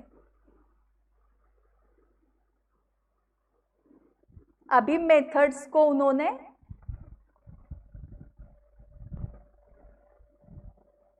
चार्ट फॉर्म में दिया हुआ है। इन्वेंट्री वैल्यूएशन के लिए एक मेथड हमने देखी फीफो, यहां पर है वो फीफो मेथड। ओके, पहले उन्होंने बाइफरकेशन कैसे किया है देखो इन्वेंट्री वैल्यूएशन टेक्निक्स का, historical cost method and non historical cost method. Historical cost मतलब क्या, टोटल वो प्रोडक्ट बनाने के लिए, शर्ट बनाने के लिए जो भी कॉस्ट आ रही है उसको ऐड करते जाओ, तो वो हो गया historical cost. And non historical cost method में क्या करना है, कॉस्ट देखनी ही नहीं है। ओके, कॉस्ट कैसे निकालनी है, सेलिंग प्राइस पता होगी ना बिजनेसमैन को, कितने अमाउंट पे वो सेल करता है, वो उस सेलिंग प्राइस से प्रॉफिट कितना होता है उसको पर प्रोडक्ट वो भी पता होगा। पर शर्ट की सेलिंग प्राइस 500 है एंड उसका प्रॉफिट मार्जिन है 100, तो कॉस्ट हो गई 400। सो कैसे किया ये, सेलिंग प्राइस माइनस प्रॉफिट, आ गई कॉस्ट। सो ये नॉन हिस्टोरिकल कॉस्ट मेथड हुई, मतलब कॉस्ट से लेना देना है ही नहीं एक्चुअल कॉस्ट कितनी लगी। यहाँ पर कॉस्ट कैसे फाइंड आउट की, सेलिंग प्राइस माइनस प्रॉफिट करके। सो इसलिए उन्होंने नाम दिया है adjusted selling price method. Selling price को आपने एडजस्ट कर दिया ना, क्या एडजस्ट किया, क्या माइनस किया सेलिंग प्राइस से, प्रॉफिट माइनस कर दिया, इसलिए उसका नाम है adjusted selling price method. And historical cost में एक्चुअल कॉस्ट की आपको एडिशंस करने होंगे। सो हिस्टोरिकल कॉस्ट मेथड में अगेन दो पार्ट्स है, inventory not ordinarily interchangeable and inventory ordinarily interchangeable. Okay, English words normal English words है, ऑर्डिनरीली मतलब generally, and changeable interchangeable and non interchangeable. Okay, so for example आपने pen खरीदा stationery में जाके, okay, तो वो पेन ऑर्डिनरीली इंटरचेंजेबल में आता है। कैसे, जो पेन वो खरीदते होंगे स्टेशनरी वाले तो खुद मैन्युफैक्चरर्स नहीं है, तो वो होलसेल में खरीदते होंगे पेन, रिटेल में हमें सेल कर रहे हैं। ओके, तो उन्होंने 100 पेन्स खरीदे हैं, उसको सेल कर दिया, नेक्स्ट ऑर्डर 100 की दे दी, उसको सेल किया। तो फर्स्ट ऑर्डर में जो पेन्स आए हैं एंड सेकेंड ऑर्डर में जो पेन्स आए हैं वो सेम ही रहेंगे ना पेन्स। सो ये ऑर्डिनरीली इंटरचेंजेबल है, जनरली इंटरचेंजेबल। फर्स्ट ऑर्डर वाले सेल किए क्या या नेक्स्ट ऑर्डर से पेन दिया क्या, सेम ही तो है। ओके, बट यहाँ पर नॉट ऑर्डिनरीली इंटरचेंजेबल में कस्टमाइज प्रोडक्ट सुना है आपने, prescribe as per the specification of the customer, तो वहां पर इंटरचेंजेबल हो सकता है क्या, नहीं हो सकता। Okay, for example car ordinarily interchangeable है। ओके, कार मैन्युफैक्चरिंग तो सेम ही होगा ना, पहली बैच गई सेकेंड बैच गई सेम ही होगा, बट किसी कस्टमर ने स्पेसिफिक इंस्ट्रक्शंस दिए कि मुझे कार पे ये डिज़ाइन चाहिए, वो कलर चाहिए, स्पेसिफिक इंस्ट्रक्शंस है। ओके, उसको डिज़ाइनर कार करनी है उसकी, तो वो इंटरचेंजेबल हो सकती है क्या, नहीं, क्योंकि उसका स्पेसिफिक वैसे ऑर्डर था। तो कस्टमाइज प्रोडक्ट्स मतलब, तो उस केस में एक ही कॉस्ट की मेथड है, वैल्यूएशन की एक ही मेथड है। सो वो कार को जो स्पेसिफाइड डिजाइनर कार थी और नॉर्मल कार, उसकी प्राइस सेम रहेगी क्या, कॉस्ट सेम रहेगी, नहीं, डिफरेंट है। क्या डिफरेंस है, वेरिएशन। सो कौन सी प्राइस ज़्यादा होगी? स्पेसिफिक वाले की। उसको नॉर्मल कार की तो पेमेंट करना ही है, प्लस उसने डिज़ाइनर करने के लिए जो कुछ स्पेसिफिकेशंस दिए थे उसकी कॉस्ट आप उसी कार को लगाओगे ना सिर्फ स्पेसिफिकली। इसलिए जो कॉस्ट का मेथड, इसलिए उसका मेथड वैल्यूएशन का है स्पेसिफिक आइडेंटिफिकेशन मेथड। सो उसी कार की वो कॉस्ट रहेगी। अगर नॉर्मल कार 10 लाख को है एक कार और उसने डिज़ाइन करके कुछ 5 लाख एडिशंस कर दिए, तो 15 लाख जो अमाउंट हो गई वो सिर्फ उस कार की है, बट बाकी सभी कार्स की प्राइस सेम रहेगी 10 lakh. Okay okay, specific identification method इधर लगेगी। जो इंटरचेंजेबल है उसमें 3 मेथड्स दिख रहे हैं आपको। उसमें से एक मेथड ऑलरेडी हमने की है, कौन सी? FIFO, first in first out. Second method का फुल फॉर्म बता सकते हो? हाँ, last in first out, which is illogical. Last in, जो लेटेस्ट परचेस किया है, लास्ट इन फर्स्ट आउट, पहले सेल कर दो। तो लेटेस्ट परचेस किया आप पहले सेल करोगे हमेशा, तो पुराना सब आपके स्टॉक में पड़ा रहेगा एंड वो आउट ऑफ फैशन हो जाएगा अगर आप फैशन इंडस्ट्री में हो तो। ओके, आप अगर वेजिटेबल्स फ्रूट्स में हो तो वो खराब ही हो जाएगा, करेक्ट? सो ये इलॉजिकल मेथड है लीफो वाली, बट हमें है ये सिलेबस में। ओके, अकाउंटिंग स्टैंडर्ड्स ऐसे हमने एक देखा था। अकाउंटिंग स्टैंडर्ड्स मतलब अकाउंटिंग के रूल्स बताए थे मैंने, जैसे ट्रैफिक के रूल्स फॉलो करने पड़ते हैं वैसे ही अकाउंटिंग के रूल्स फॉलो करने पड़ते हैं, उसको अकाउंटिंग स्टैंडर्ड्स बोलते हैं। तो accounting standard number 2, S number 2 is related to valuation of inventories. तो उस स्टैंडर्ड में भी बताया हुआ है कि LIFO is not allowed, but वो सिलेबस में है, उसके ऊपर क्वेश्चंस है। And third is weighted average price method. हाँ, एग्जाम में तो नहीं आया अभी तक, बट इसमें मॉड्यूल में क्वेश्चंस है उसके ऊपर।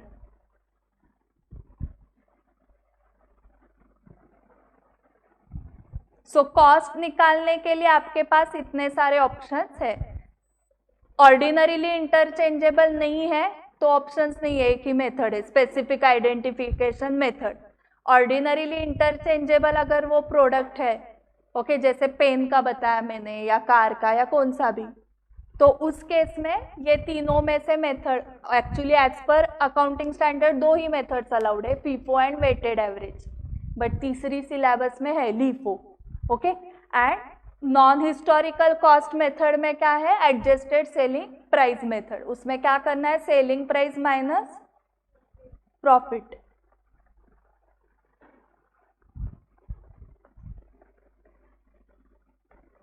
आपने 11th में ये बेसिस पढ़ा था, बट कॉस्ट और market price whichever is lower पे स्टॉक रिकॉर्ड होता है, ऐसे पढ़ा था आपने। कभी कभी adjustments, final accounts of sole proprietor, trial balance, उसके नीचे एडजस्टमेंट्स, पहली एडजस्टमेंट क्लोजिंग स्टॉक वाली, एंड ब्रैकेट में वो कॉस्ट भी दे रहे थे और मार्केट प्राइस भी दे रहे थे। कॉस्ट 10,000 है, मार्केट प्राइस 12,000 है, तो आप 10,000 पे रिकॉर्ड करते थे स्टॉक। ओके, एंड कॉस्ट 10,000 है एंड मार्केट प्राइस 8,000 है, तो 8,000 पे रिकॉर्ड करोगे। ओके, सो 11th स्टैंडर्ड में ये रूल हमने सीखा था, कॉस्ट और market price whichever is lower, उस पे स्टॉक रिकॉर्ड होता है। तो फर्स्ट केस में वैल्यूएशन किस पे होगा? कॉस्ट पे ना, क्योंकि वो लोअर है 10,000, एंड सेकेंड केस में मार्केट प्राइस 8,000। ये रूल याद आया क्या आपको? ओके, तो फाउंडेशन में उसमें चेंज है, मार्केट प्राइस की जगह क्या दिख रहा है आपको? Net realisable value. So net realisable value लिखो, कैसे आता है? Market price minus selling expenses. मतलब net realisable value. Selling expenses 0 है आपके केस में। सेलिंग एक्सपेंसेस अगर 0 है तो मार्केट प्राइस ही नेट रियलाइजेबल वैल्यू हो जाएगी ना। सेलिंग एक्सपेंसेस मतलब क्या, आपने एजेंट लगाया है सेलिंग के लिए और उसका कमीशन आपको देना पड़ रहा है। तो अगर आपका प्रोडक्ट 1000 का है, कमीशन 100 देना है उसको, तो आपके हाथ में कितना आने वाला है, 900। सो नेट 900 आएगा। सो नेट रियलाइजेबल वैल्यू 900 ही है। और आपका एजेंट नहीं है, कुछ कमीशन वगैरह नहीं है, तो 1000 आपके हाथ में डायरेक्टली आएगा ना। सो उस केस में मार्केट प्राइस ही क्या हो गया, नेट रियलाइजेबल वैल्यू हो गया। तो मार्केट प्राइस या एनआरवी को आपको कंपेयर करना है with the cost, and whichever is lower पे स्टॉक रिकॉर्ड किया जाता है। ओके और कॉस्ट कैसे निकालोगे, ये तो मैंने बताया कैसे निकालना है। Net realisable value market price minus selling expenses, या selling price minus selling expenses, ये हो गया। एंड कॉस्ट कैसे निकालना है उस, हाँ वो हो गया एडजस्टेड सेलिंग प्राइस मेथड, या वेटेड एवरेज, या फीफो, या लीफो, या स्पेसिफिक आइडेंटिफिकेशन मेथड। इनमें से एक मेथड लगा के कॉस्ट निकालनी है। ओके सो इनमें से कौन सी मेथड लगानी है तो वो क्वेश्चन में दिया रहेगा। Okay value stock as per FIFO method, value stock as per weighted average price method. Okay so foundation level पे आपको मेथड ढूंढना नहीं है, मेथड बताया जाएगा। सीए होने के बाद आपको क्लाइंट्स को गाइड करना है कि आपके गुड्स कौन से हैं और उनको कौन सी मेथड अप्लाई होगी।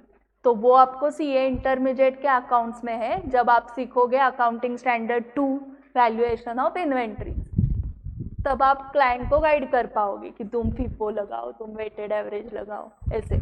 ओके अभी फाउंडेशन लेवल पे वो कंसल्टेंसी वाला पार्ट नहीं है, कैलकुलेशन वाला पार्ट है सिर्फ। ओके तो हमें दिया जाएगा, हमें सिर्फ क्या करना है, quantity into rate, quantity into rate करके स्टॉक की वैल्यू निकालनी है। ठीक है सो अभी एक 10 मिनट ब्रेक लो। ओके एंड देन 4 तक ही बताया था क्या आपको, तो 5 मिनट ही ब्रेक लो, एंड देन 15 मिनट्स आगे कंटिन्यू करते।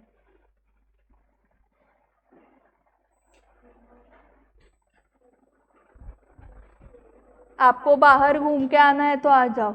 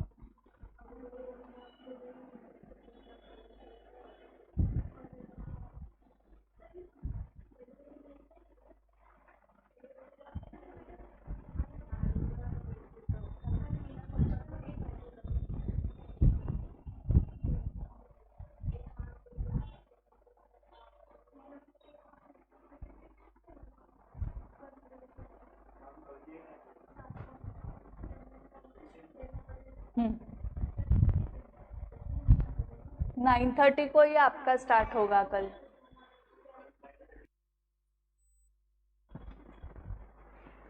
ओके, ऑनलाइन स्टूडेंट्स कोई तो मुझे रिक्वेस्ट डाल रहा है फॉर रिकॉर्डिंग, तो रिकॉर्डिंग मैं कर रही हूँ, आपको रिकॉर्डिंग मिल जाएगा डायरेक्टली मोबाइल ऐप में, आप हर रोज रिकॉर्ड मत करो।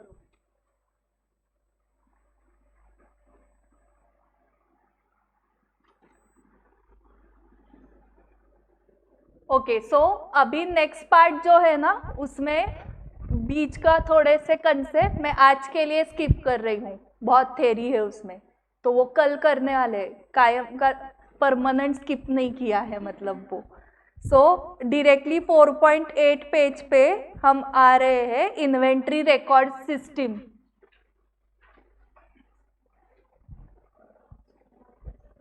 इन्वेंट्री रिकॉर्ड सिस्टम दो सिस्टम्स है, ओके, एक है पीरियोडिक इन्वेंट्री सिस्टम एंड दूसरी है परपेचुअल इन्वेंट्री सिस्टम।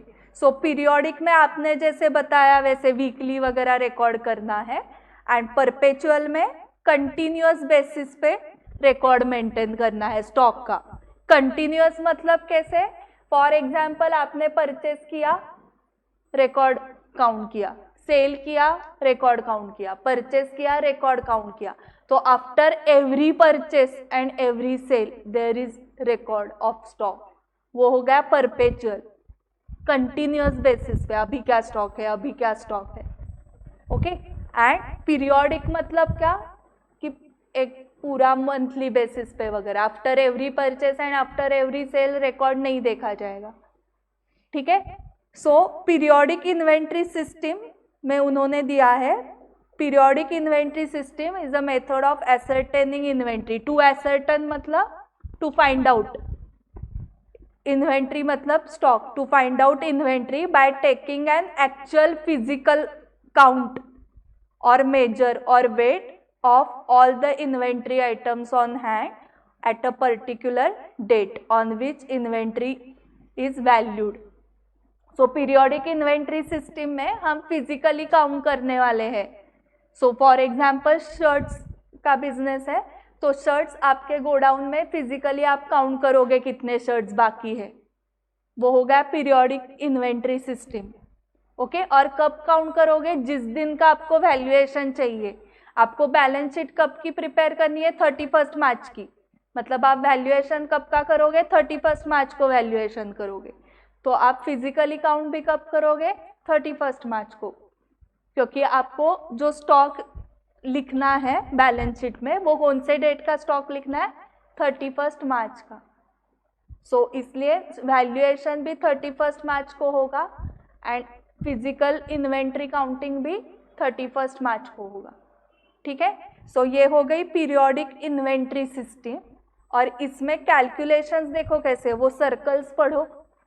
पहले सर्कल में क्या लिखा है, ओपनिंग इन्वेंट्री, ये आपको नोन होगी, मतलब पता होगी कि ओपनिंग में आपके पास कितने शर्ट्स है। ओपनिंग में 2000 शर्ट्स है फॉर एग्जाम्पल, देन प्लस करो उसमें परचेसेस, ड्यूरिंग द ईयर आपने कुछ शर्ट्स और परचेस किए होंगे, कितने परचेस करने आपको, 1000 शर्ट्स परचेस किए, ओके। तो ये प्लस होके 3000 शर्ट्स आपके पास अवेलेबल है for sale. So minus closing inventory जो आपने फिजिकली काउंट की होगी, ओके, वो कितनी चाहिए, 1500। सो 3000 में से 1500 स्टॉक में है, तो सेल कितने हुए, 1500, वो हो गए कॉस्ट ऑफ गुड्स सोल्ड। तो ये हमने अभी हम नंबर में किया ना, ये इसको ही हम मल्टीप्लाई करेंगे बाय कॉस्ट ऑफ 1 शर्ट, ये क्वांटिटी हो गई कि 2000 शर्ट्स पहले मेरे पास थे और 1000 शर्ट्स परचेस किए, तो टोटल 3000 शर्ट्स थे, उसमें से फिजिकली काउंट करने के बाद 1500 शर्ट्स ही दिख रहे हैं गोडाउन में, तो 3000 में से 1500 दिख रहे गोडाउन में, तो बाकी के 1500 कहाँ पे गए, सेल हो गए। तो ये क्वांटिटी का हुआ, तो इसको आप कॉस्ट से मल्टीप्लाई करो। एक शर्ट का अगर कॉस्ट हमने लिया 100, तो यहाँ पर सभी जगह आपको कॉस्ट मिल जाएगी। ओके 2000 इंटू 100 तो 2 लाख हो गया value of opening stock, opening inventory. Purchases 1 lakh, correct. So ऐसे total 3 lakh and minus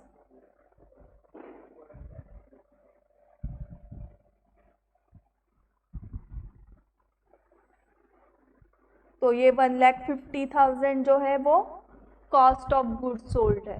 okay अभी परपेचुअल इन्वेंट्री सिस्टम में क्या करते हैं? Perpetual inventory system is a system of recording inventory balances after each receipt and each issue. Issue मतलब यहाँ पर sale. After every receipt मतलब after every purchase. After every purchase and sale we are going to record the inventory. In order to ensure accuracy of perpetual inventory records, physical inventory should be checked and compared with the record balances. So, ये record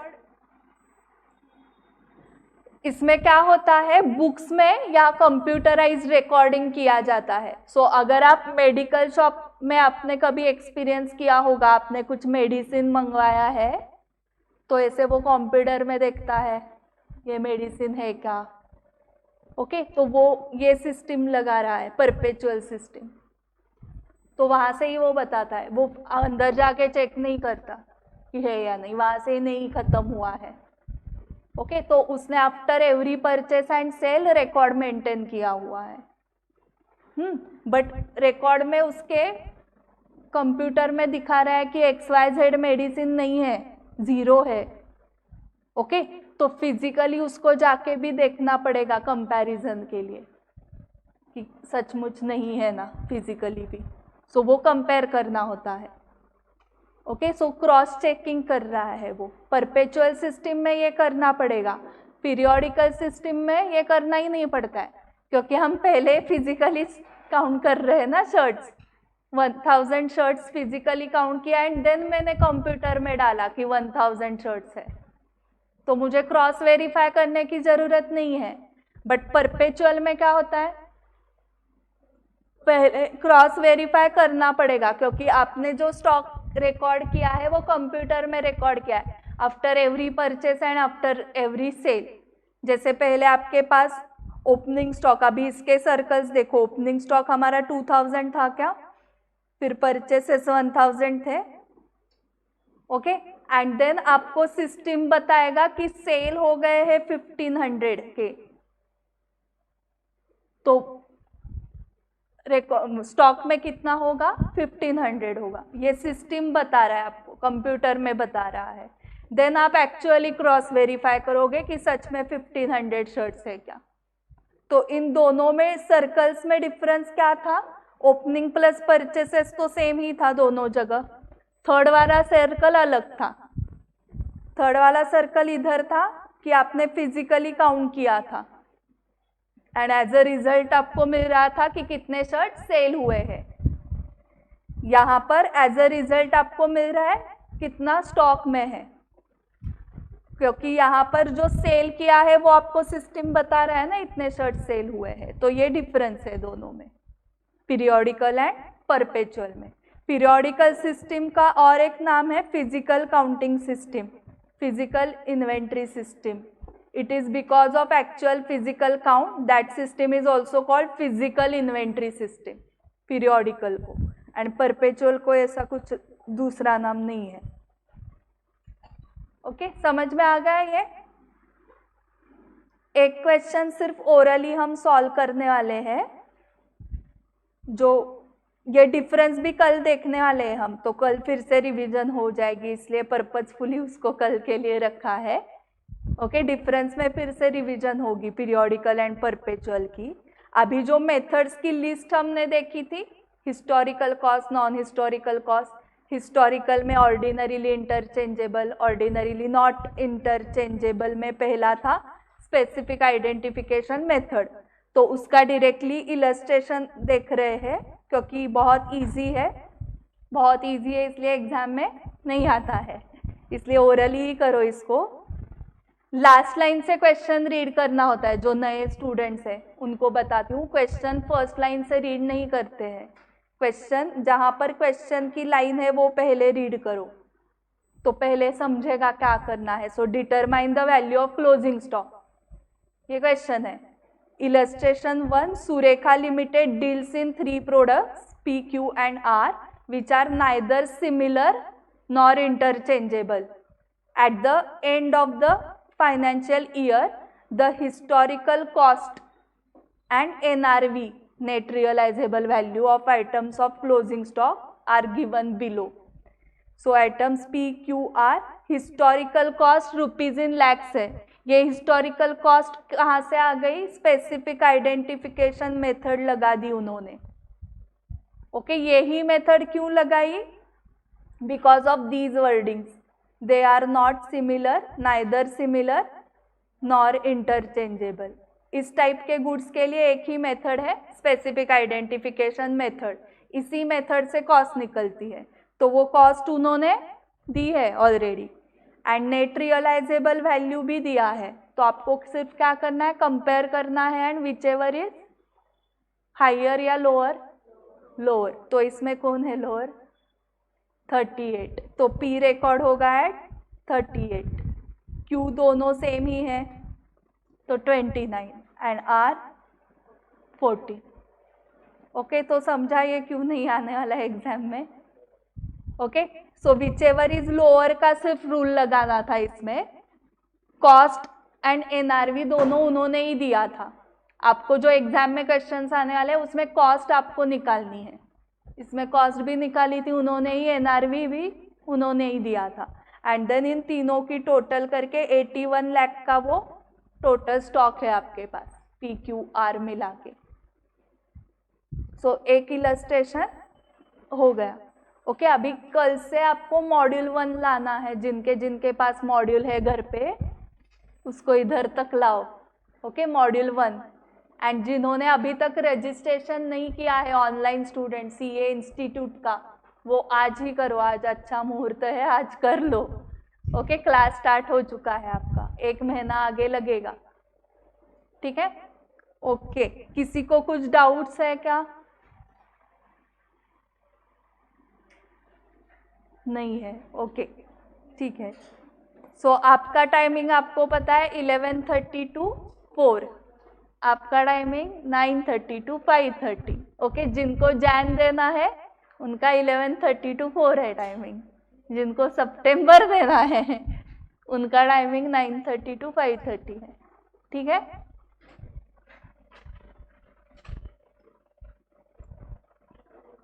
yes, online students, अगर आप online ही continue करने वाले हो तो यही link है हर रोज के लिए, एंड फॉर ऑल 4 सब्जेक्ट्स यही लिंक है आपके लिए, तो हर रोज इसी लिंक पे आना है आपको।